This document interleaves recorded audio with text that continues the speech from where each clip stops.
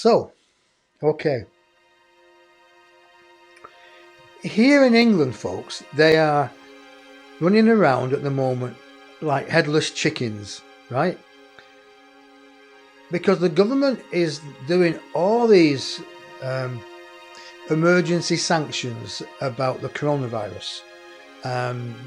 They're not telling us what's going on, but because I have an insight, and upstairs is telling me as well, that they're trying to keep the fear away. They don't want people panicking, and they're telling us that we could be 80% of Great Britain's population affected. Is that not fear-mongering? 80% of Great Britain's population could be affected by the coronavirus if it's allowed to spread. Doomsday, plague of London, the fire of London, the big plague. What's going on? Do you not think it's about fear, manipulation? It's about distrust?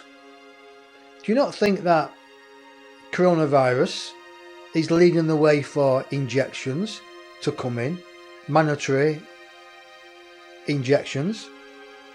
There's something afoot here.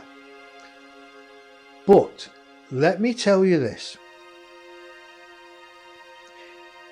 This is from my people now. Let me get this right, because it's very serious for some people. But if you don't buy into the seriousness, that's what it's all about. It doesn't matter to you. Okay, let me explain. We all come in here from divine source, that divine consciousness. We all know what our job is. We all know 75% of what we're supposed to do. The other 25% is taken away from us. We have to earn that through our intuition, through becoming more dynamic, realizing who we are and what it's all about. But we come in with knowing our soul as a template. We come in at a certain age, 0, and we go out at a certain age, say 75, 95, or whatever. People will go out young, people will go out older. Now that's the soul has a plan. The body, it will help the body will help the soul to have that length of journey upon this earth. So if you're not supposed to die through the coronavirus, you won't die, because it's not affecting your blueprint.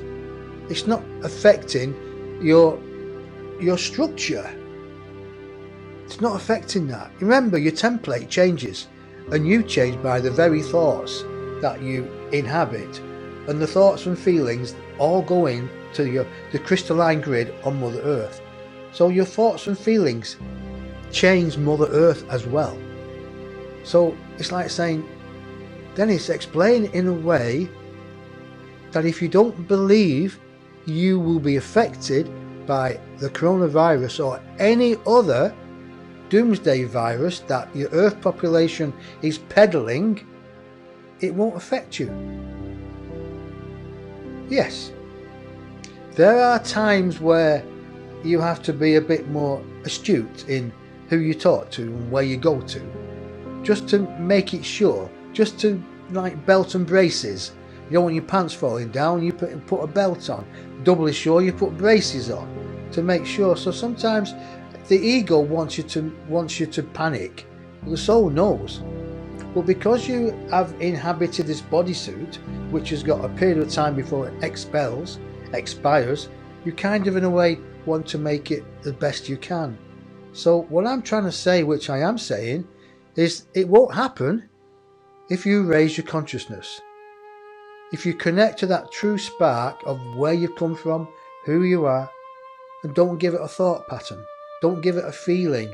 As we talked before about thoughts and feelings, they're there to shape, they're there to guide us. You know, the masters, the old masters before, they had to be very careful of what they thought, what they felt, because it was instantaneous. It was instant the way they thought. They could materialize, they could shapeshift. they could bilocate the different parts of the world at certain times because of thought pattern. So how impressive were they? So the coronavirus will not affect you, and any other virus will not affect you if it's not your time to pop your clogs, to croak it, as Abraham would say, to disappear, instant combustion. If it's not your time, it won't happen. However, and this is a big however,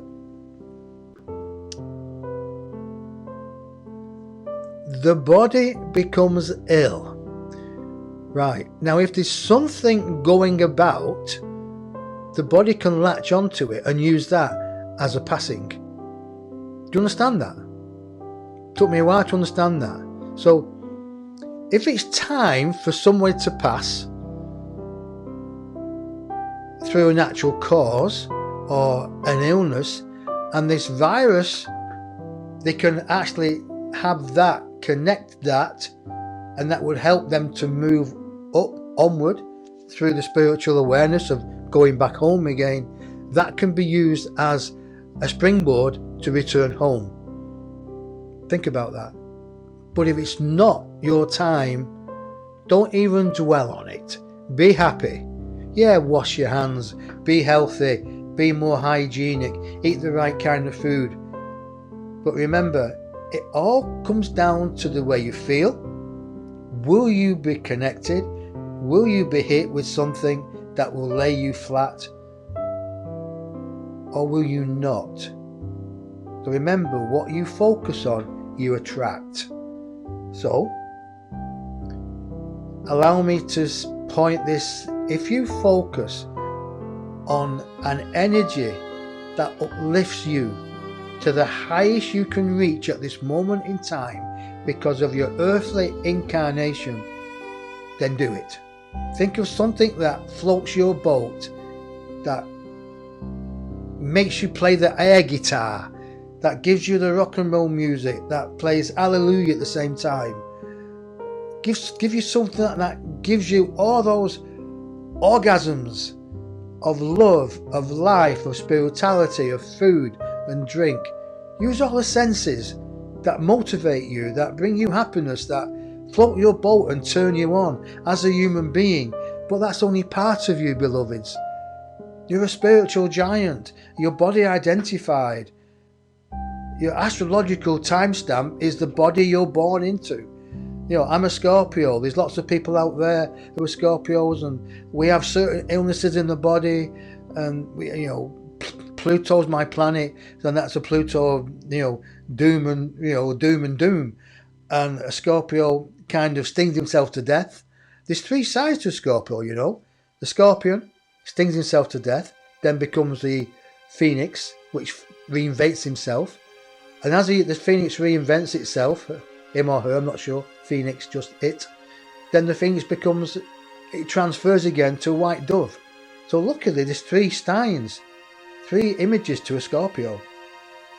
Scorpio, sting, dangerous, reinvents itself, Phoenix, reinvents out of the ashes, and then flies away to be a white dove. Now, that's body identified. That is the astrological stamp we're born into. That astrological stamp, the body that we have as illnesses. And I'll tell you what, folks, if you ever need to find out about the body and what illnesses it will kind of have at this level, until we shift our train of thoughts. Remember, when we shift our train of thoughts and we feel, we can affect the DNA in the body. We affect the DNA in the body. The DNA then gets rid of all the crap, and then it grows new DNA.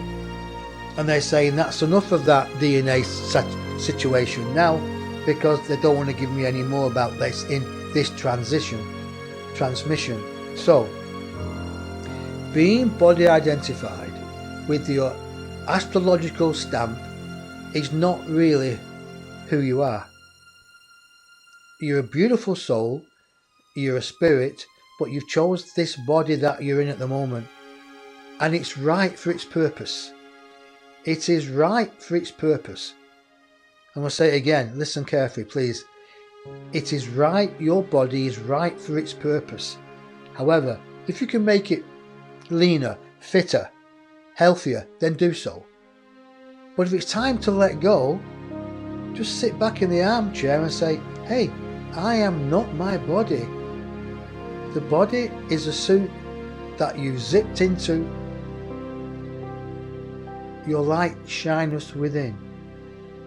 And when the body's time, because of its biological way it's built, it will return, and then we can then unzip ourselves, open ourselves up, and that divine love, that light, that brightness, that sun we've got in, the sun, the power of the sun and the divine source can escape and go back to where hence it came from. And on that return, we then become more illuminated, more inspired. We need more, we'd like more.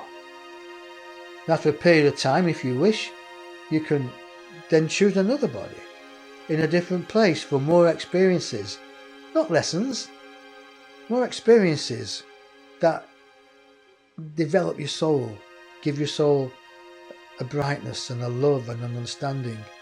And people ask to me, well, Dennis, that's fine. What about the people born in Africa or the people in Libya are being shot and being killed? I said, well, be honest, that's a soul choice to be born into a different country. You could say that they have chose that level of awareness for their own soul growth. So sometimes you can't put yourself in there because you think, well, you won't want to do it, I won't want to do it, but maybe we've been there before. And maybe this life that we're all encountering now is a life that we really, truly have earned. And we've earned it ourselves, to love ourselves, haven't we? We have. Poppycock to anybody else. Tell them to take a running jump. We have to love ourselves first and foremost.